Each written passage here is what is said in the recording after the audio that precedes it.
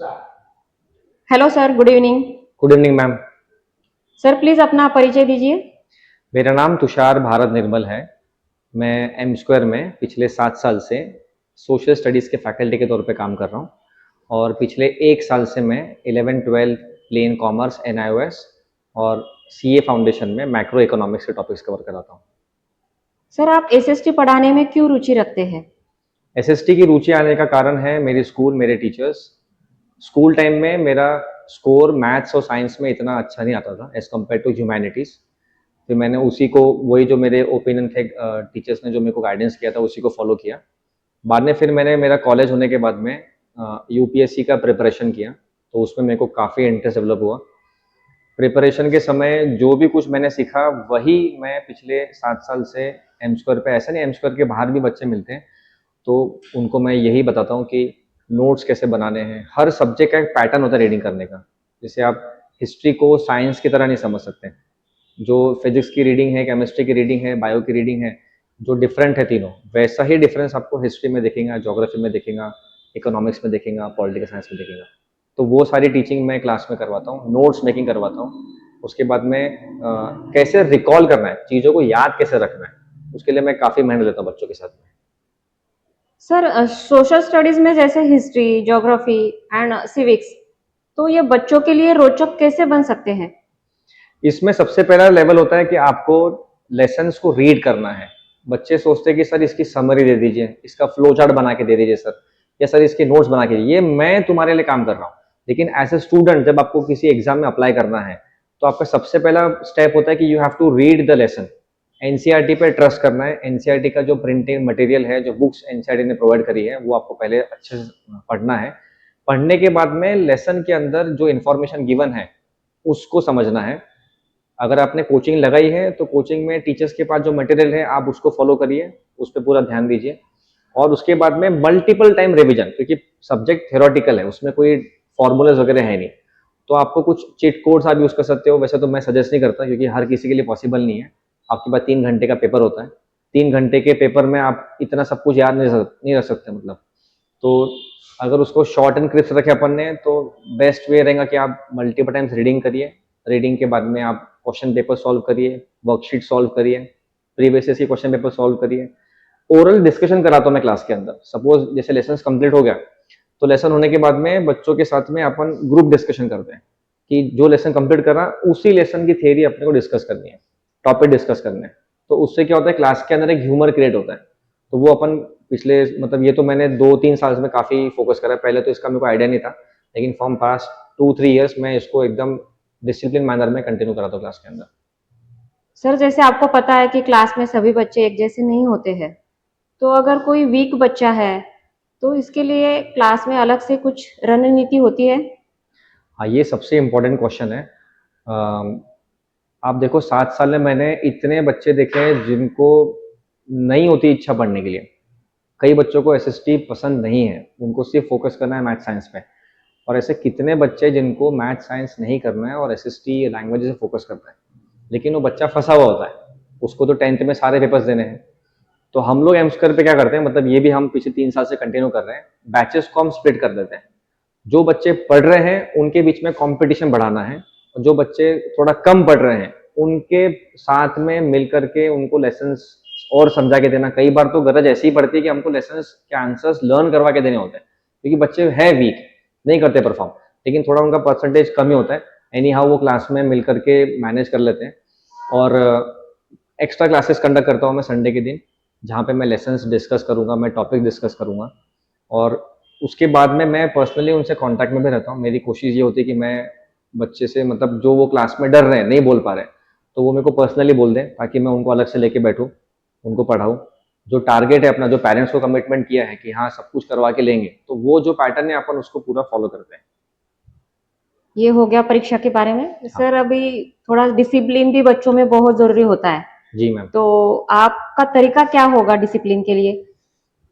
सबसे पहले तो बच्चों को ये पता होना चाहिए कि आप क्लासरूम में बैठे हो, आप किसी गार्डन में, किसी प्रीमाइसेस में बैठ करके आप टाइम पास नहीं कर रहे हो, सबसे पहली चीज। दूसरा, एक सेल्फ अंडरस्टैंडिंग भी होती है अगर 10th का बच्चा है तो उसको अपन वो नहीं बता सकते जो 5th क्लास में, 4th क्लास में, 7th में बच्चों को बताना पड़ेगा। एक जो घर के जो बड़े बोलते हैं कि एक अकल नाम की चीज होती है, उसको उसको ध्यान रखना पड़ेगा। अगर वो ध्यान में नहीं रखते हैं तो फिर जो भी तरीका है जो हमारे टाइम पे भी था कि जनरली चलो ठीक है पेरेंट्स को बोल दिया, सब कुछ कर लिया, वो तो जरूरी नहीं है। हाँ, इतना भी है कि भाई वो अपने हैबिट्स में अगर चेंजेस लाते हैं, डिसिप्लिन तभी आएगा जब आपके रेगुलर हैबिट्स अगर आप चेंज करते हो, उस पर अगर वर्क करते हो, तो वो जो एक लूप होल है कि भाई आप इनडिसिप्लिन हो, वो प्रूव हो सकता है, मतलब कि वो कंप्लीट हो जाएगा, ओवरकम हो जाएगा। तो ये बच्चे अगर करते हैं तो उनको उसका फायदा मिलता है। मतलब habits can change you into a good person, discipline also will help you. मतलब डिसिप्लिन बनने के लिए आपको खुद को ट्रेन करना पड़ेगा, ऐसा कोई बहुत सडन प्रोसेस नहीं है, और ट्रेनिंग आपके हरकतों से, आपके हैबिट से मिलती है। सर जैसे पेरेंट्स को अपने विद्यार्थियों की प्रगति के बारे में बार-बार सूचित किया जाता है?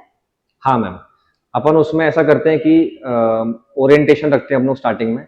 ओरिएंटेशन के बाद में पर्सनली बच्चों को जो नॉन टीचिंग स्टाफ है क्लास के, वो लोग कॉल करते हैं उनके पेरेंट्स को। सब्जेक्ट वाइज जो प्रॉब्लम्स है अपन वेट नहीं करते कि रिजल्ट कब आएगा, वीक में या 2 वीक में या 3 वीक, मतलब कि बाई वीकली या फिर ऐसा मान लो क्वार्टरली अपन कॉल करते हैं बच्चों के रिव्यू लेने के लिए। जो बच्चे पढ़ रहे हैं उनके पेरेंट्स को इन्फॉर्म करेंगे कि इनका जो परफॉर्मेंस है मेंटेन रहे। जो बच्चे नहीं पढ़ रहे हैं उनको भी इन्फॉर्म किया जाता है। हर बच्चे पे ध्यान देने की कोशिश पूरी होती है। हम लोग मतलब टीम के साथ में काम करते हैं, तो टीम वर्क डिवाइड करके फिर काम करता है। जैसे मैं कुछ बच्चों पे फोकस करूंगा, मयंक सर किसी बच्चे फोकस करेंगे, सुधीर सर किसी फोकस करेंगे, हम लोग उसको पूरा डिवाइड कर लेते हैं। तो डिवाइड करके पूरा जो ध्यान देने का काम है किसी एक फैकल्टी पे नहीं आता है, और फिर कलेक्टिवली उस बच्चे से उसके पेरेंट्स के साथ में बात करते रहेंगे। अगर परफॉर्म कर रहे हैं बहुत अच्छी बात, परफॉर्म नहीं कर रहे हैं तो फिर उनसे एक्स्ट्रा टाइम लेंगे, क्लासेस पे जल्दी बुलाएंगे और काम करवा के लेंगे। सर हमने देखा है कि एम स्क्वायर में हमेशा 10 का रिजल्ट अच्छा रहा है, जी मैम। जैसे 100% होता है। हाँ, तो इसके बारे में आप क्या बता सकते हैं? देखिए इसके पीछे सबसे बड़ा जो फैक्टर है वो है बच्चों की मेहनत। और हम लोग जो साल भर जो टारगेट डिसाइड करते हैं बच्चों के साथ में कि अपने को PT1 है, फर्स्ट टर्म है, PT2 है, उसके लिए गोल्स कैसे डिस्ट्रीब्यूट करना है, वो डिस्ट्रीब्यूशन पे बहुत ज़्यादा वर्क होता है। उसके बाद में मार्क्स मिलने के पीछे का रीज़न ये है कि जो राइटिंग प्रैक्टिस है उस पर काफ़ी काम किया जाता है। उसके बाद में स्टूडेंट की जो काउंसलिंग होनी चाहिए उस सब्जेक्ट को लेकर के, अगर वो परफॉर्म नहीं कर पा रहे हैं तो उनके परफॉर्मेंस को चेक करके उनको बताना है कि भाई अपन यहाँ पे वीक हो रहे हैं, यहाँ पे काम करना है। बैचेस को हम लोग स्प्लिट कर देते हैं। बैच स्प्लिट करने के बाद में जो बच्चों की पढ़ाई जल्दी हो चुकी है वो लास्ट डे तक के सिर्फ और सिर्फ टेस्ट पेपर्स या फिर टेस्ट सीरीज में ही इन्वॉल्व रहते हैं। उनको बिल्कुल भी फुर्सत होती नहीं है, एक तरह के पेपर सॉल्व कर रहे हैं। और पेपर सॉल्व होने के बाद में कोशिश ये होती है कि वो पेपर्स उनको टाइम पे मिल जाए चेक होकर के, ताकि उनका जो परफॉर्मेंस है वो उनको जितना जल्दी मिले, मतलब उनकी जो तैयारी है, उनकी जो गलतियां हैं उसके बारे में उनको इन्फॉर्मेशन पहले मिल जाए। और साथ में हम लोग ने ऐसा करा है, लास्ट ईयर ही ट्राई किया था कि बच्चों के सेशंस रखे थे मेडिटेशन के। उसके बाद में हमने उनको थोड़ा सा एक्टिविटीज में इन्वॉल्व किया था, क्योंकि पढ़ाई पढ़ाई पढ़ाई साल भर चलती रहती है। कुछ ऐसे मतलब कि जहाँ पे अपन नॉन स्टडीज या फिर नॉन टीचिंग वाले पार्ट से शिफ्ट होते हैं, तो उसमें बच्चों का जो परफॉर्मेंस है, बच्चों का जो मतलब बच्चे हमसे खुल जाते हैं, मतलब बात करने लग जाते हैं, तो उस पर काफी वर्क होता है। और फिर अल्टीमेटली जो रिजल्ट्स आ रहे हैं उसका सबसे बड़ा जो रीजन है वो ये कि मल्टीपल एक्टिविटीज है। ऐसा कुछ एक ही सिर्फ टीचिंग नहीं है, टीचिंग के साथ में बच्चों की ग्रूमिंग भी होती है और उनसे कम्युनिकेशन बढ़ा के रखते हैं। ये सब रीजन है। सर अब सबसे आखिरी सवाल जी। कि परीक्षा के लिए बहुत सारे बच्चे डरते हैं, हाँ, तो इन बच्चों को, जैसे ऐसे बच्चों को आप क्या मार्गदर्शन कर सकते हैं?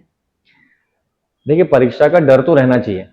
अगर डर है तो चिंता रहेंगी, और अगर चिंता है तो वो डर से लड़ने के लिए जो आप खुद को फाइट करने के लिए तैयार करोगे, एफर्ट्स जो आप लोगे कि नहीं मेरे को करना है, मैंने एक गोल सेट करके रखा है।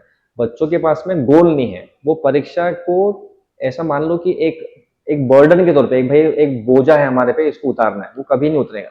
आप गोल सेट करो। पेपर अगर 40 मार्क्स का है तो 40 में से 40 ये तो चलो ठीक है, सब दिन डिसाइड कर लेंगे, लेकिन आपकी तैयारी 25 की है, 30 की है, 35 की है, वेल एंड गुड।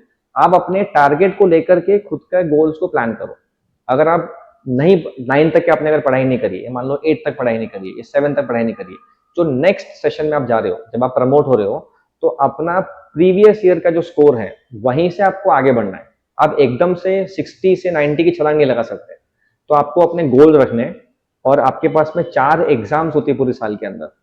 तो चारों एग्जाम्स में अपने गोल को सेट करो और वो गोल को अकम्प्लिश करो कि ये स्कोर में मेरे को मतलब PT1 में मेरे को इतना स्कोर करना है, PT2 में इतना स्कोर करना है, फर्स्ट टर्म में, सेकंड टर्म में, प्रीलिम्स में गोल सेट करो।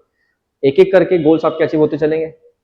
फिर उसके बाद में आपको अपने गोल्स को डिस्कस करना है अपने पेरेंट्स के साथ में, जो आपकी पढ़ाई पे ध्यान रख रहे हैं, टीचर्स के साथ में ध्यान रख रहे हैं। अगर आपका सर्कल काफी अच्छा है तो उनके साथ में डिस्कस करो कि भाई मेरे ये स्कोर आ रहे हैं, तुम्हारा स्कोर कहाँ पे है। Communication is the only route जहाँ पे आपका जो फियर फैक्टर है वो एक्सप्लोड हो जाएगा। अगर आप बातचीत करते रहोगे तो वो डर वाला जो पैटर्न है वो बढ़ेगा नहीं।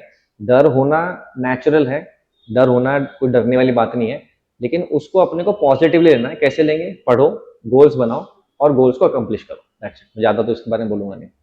थैंक यू सर, बहुत अच्छे से आपने मार्गदर्शन किया और आपने आपका इतना कीमती समय निकाला और हमसे चर्चा की। आपका बहुत बहुत धन्यवाद। Thank you ma'am, thank you very much.